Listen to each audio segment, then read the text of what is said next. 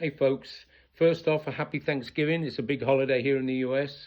Secondly, I just an usual plug for my blog, Facts for Working People, URL weknowwhatsup.blogspot.com.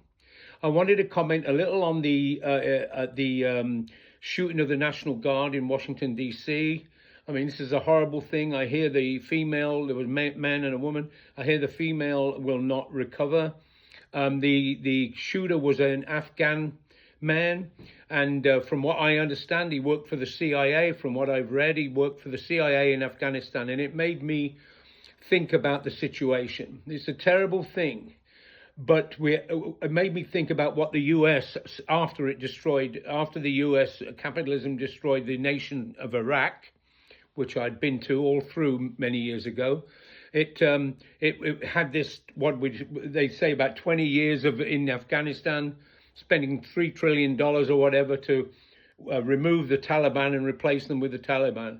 But anyway, I don't know if folks remember, we'd see it on the news, a wedding bombed. There were weddings bombed and a whole people just, I don't know how many civilians the US killed in Afghanistan. And then there's a situation with Guantanamo. Who the hell was in Guantanamo? I have no idea. None of us really know much about anything when it comes to U.S. foreign policy.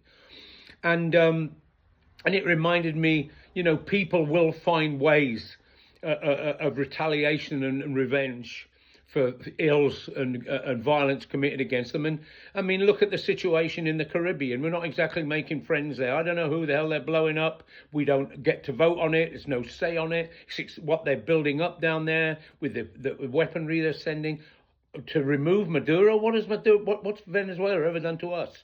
Colombia have done to us. And it's costing us taxpayers millions and millions of dollars.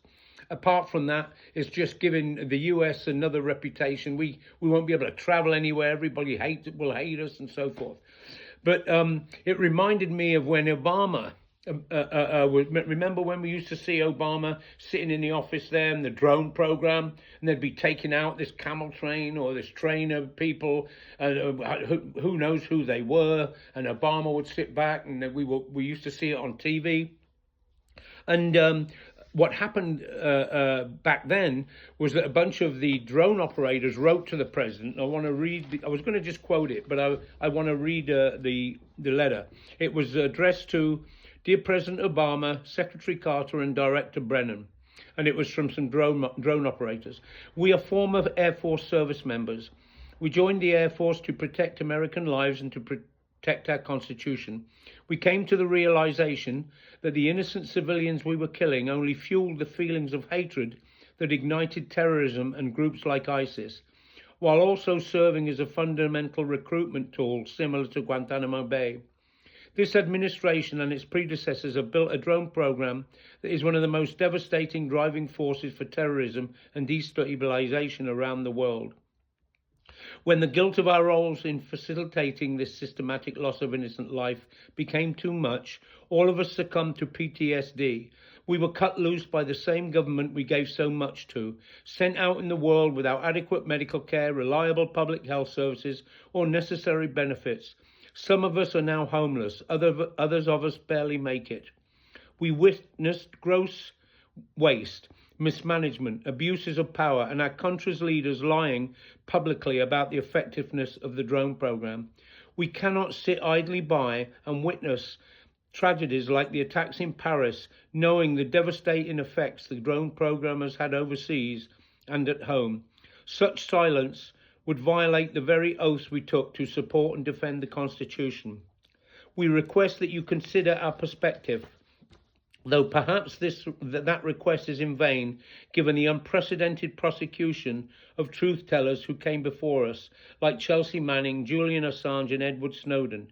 For the sake of this country, we hope it is otherwise. Sincerely, Brandon Bryant, Staff Sergeant, Cian Westmoreland, Senior Airman, Stephen Lewis, Senior Airman, Michael Haas, Senior Airman.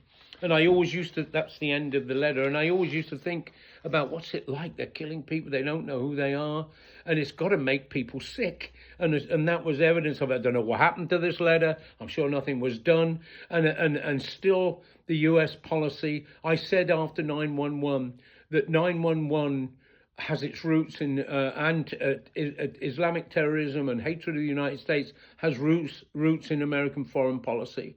And they say it here, and it's absolutely the case. And it's continuing with the support of the genocide and arming of the genocide in Gaza. Has done us the American working class American people no favors whatsoever. The same in the Caribbean, this rogue state that we're dealing with here. Anyway, that's my message today. I was just thinking about that because the children in Gaza that have no family left will be the future fighters for Palestinian cause, for the Palestinian cause. All right, talk to you later and have a nice Thanksgiving.